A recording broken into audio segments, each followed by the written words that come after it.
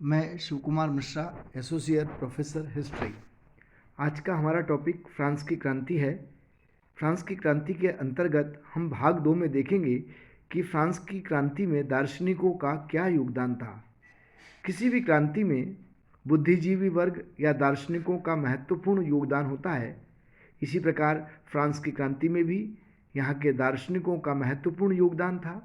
उन्होंने आम जनता में सामाजिक असमानता, धार्मिक अत्याचार, राजा की निरंकुशता आदि के विरोध में जनता को जागृत किया और क्रांति की पृष्ठभूमि तैयार की।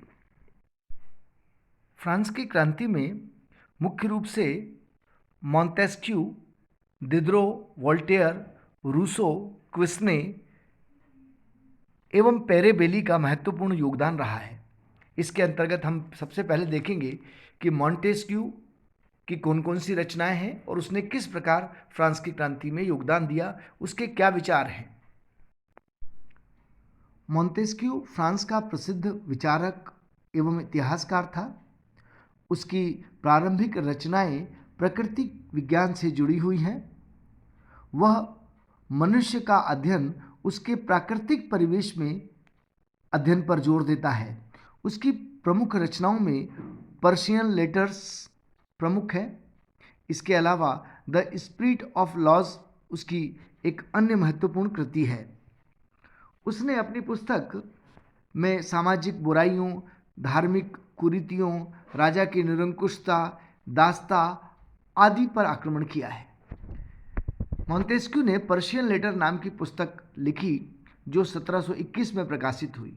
यह पुस्तक व्यंग्यात्मक शैली में लिखी हुई है, जिसमें 2 काल्पनिक ईरानी यात्रियों को फ्रांस की यात्रा करते हुए दिखाया गया है और वहाँ के समाज के विभिन्न पक्षों को, जैसे कि धर्म, रीति रिवाज, निरंकुश शासक आदि पर व्यंग करते हुए दिखाया गया है। व्यंग पत्रों के माध्यम से ये यात्री व्यंग करते हैं। जैसे कि एक यात्री कहता है कि देश की व्यवस्था जहाँ राजा का मंत्री 18 वर्ष का है और रखेल 80 वर्ष की है। एक अन्य व्यक्ति कहता है कि पोप का आदर इसलिए करना चाहिए कि आदर करना लोगों की आदत बन गई है। इस प्रकार वह समाज के और धार्मिक वर्ग के प्रभुत्व की आलोचना करता है, उसकी सच्चाई को लोगों के सामने उजागर करता है। उसने एक अन्य पुस्तक लिखी द स्पिरिट ऑफ लॉज जो 1748 ईस्वी में प्रकाशित हुई। इसमें उसने दास्ता का विरोध किया, धार्मिक अत्याचार और विशेषकर राजा की निरंकुशता का विरोध किया और इनका विरोध कर जनता में जागृति लाई। जैसे कि उसने राजा के देवी अधिकारों की आलोचना की। मॉन्टेस्क्यू के बारे में एक महत्वपूर्ण बात यह है कि वह निरंकुश राजतंत्र को नियंत्रित करना चाहता था। वह संवैधानिक राजतंत्र का समर्थक था और इसलिए जो निरंकुश राजतंत्र है उसको नियंत्रित करने के लिए शक्ति के पृथक्करण की बात करता है। वो कहता है कि तीनों अंगों, व्यवस्थापिका, कार्यपालिका और न्यायपालिका, इनमें पृथक्करण होना चाहिए, अर्थात शक्ति का पृथक्करण होना चाहिए।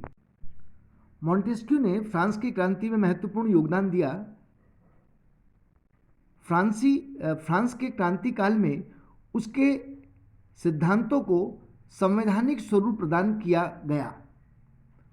अमेरिका के संविधान में भी उसके विचारों को, उसकी बातों को स्वीकार किया गया। एक अन्य विद्वान था वोल्टेयर। यह एक दार्शनिक, कवि, नाटककार और व्यंग्यकार था। इसने भी राज्य की निरंकुशता पर चोट किया, राजा के अत्याचार का विरोध किया, चर्च में व्याप्त भ्रष्टाचार का विरोध किया, अभिजात वर्ग या कुलीन वर्ग के विशेषाधिकारों का विरोध किया। उसने युद्ध की निंदा की और विशेषकर ये चर्च की बुराइयों को खुलकर जनता के सामने लाने के लिए जाना जाता है।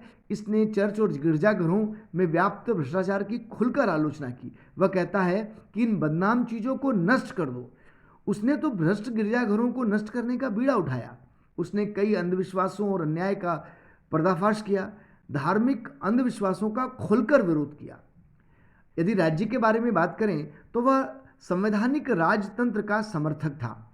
इसका मतलब था कि वह न तो उदार था न लोकतंत्रवादी था। वह प्रशा के फ्रेडरिक महान की ईमानदारी और स्वच्छंद शासन का अनुकरण करने के पक्ष में था।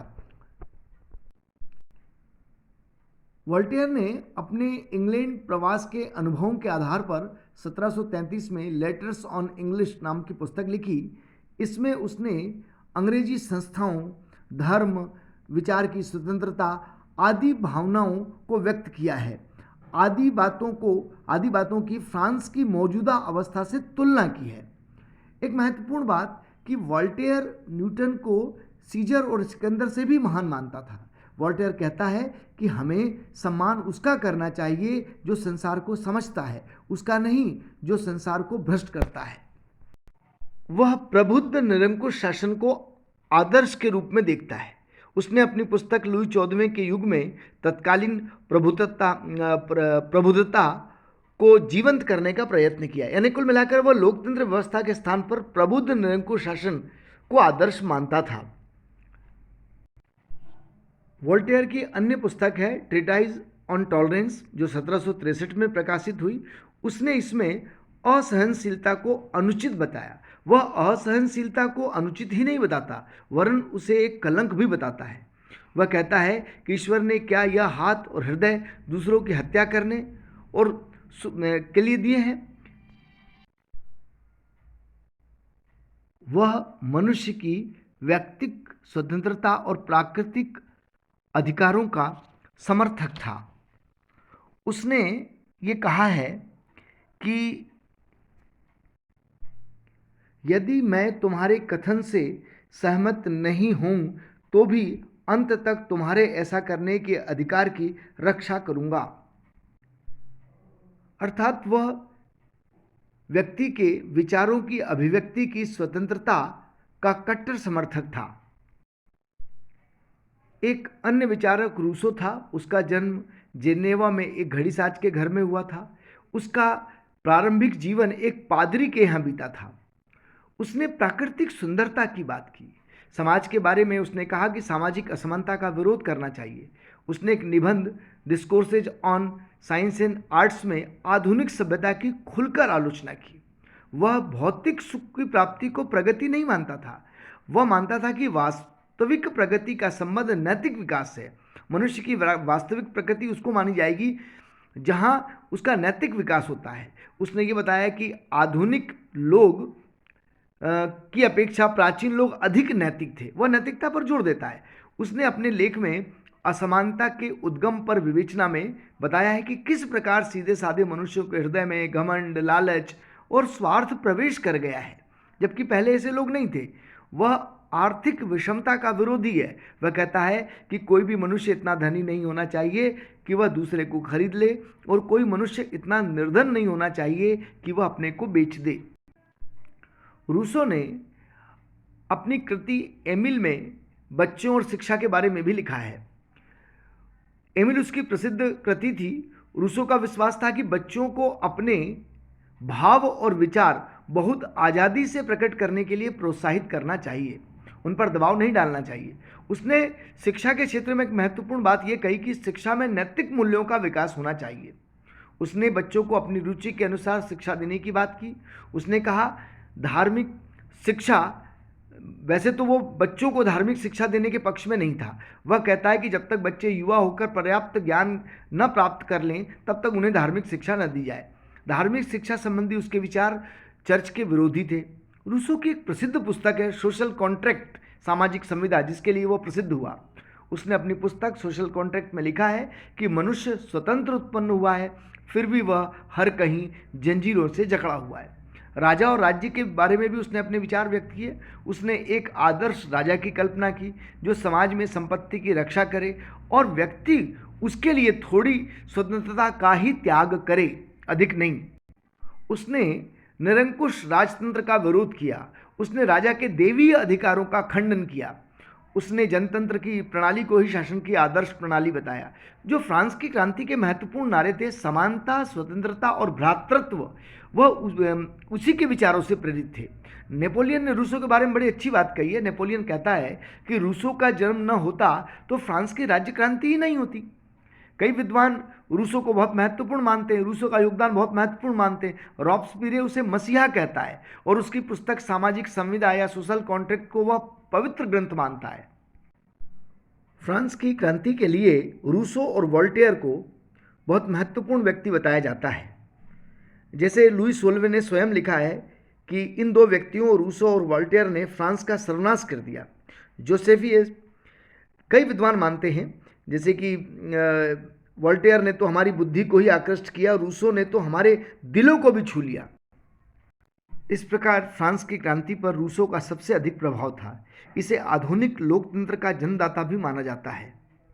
रूस की क्रांति में दिद्रो का भी महत्वपूर्ण योगदान था। उसने निरंकुश राजाओं का विरोध किया, पादरियों का विरोध किया। उसने गुलाम प्रथा, धार्मिक असहिष्णुता, धार्मिक अविश्वास, पादरियों के भ्रष्ट जीवन आदि का विरोध किया। वह अनुचित करों का भी विरोध करता है जो शासक वर्ग या पादरी वर्ग द्वारा लगाए जाते थे या धार्मिक वर्ग द्वारा लगाए जाते थे। वह अभिजात वर्ग या कुलीन वर्ग और चर्च के विशेषाधिकारों का निंदा करने वाला था। वह सरकारों को जन कल्याण या जनसाधारण के कल्याण में वृद्धि करने वाला मानता था। वो मानता था कि सरकारों को जनसाधारण के कल्याण की वृद्धि करने पर अपना ध्यान केंद्रित करना चाहिए। दिद्रो ने एक प्रसिद्ध पुस्तक विश्वकोश लिखी।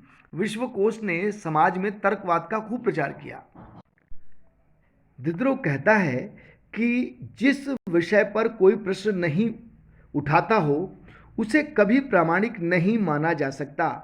विश्वास करने के लिए शंका करना अनिवार्य है। एक अन्य दार्शनिक पेरे बेली था।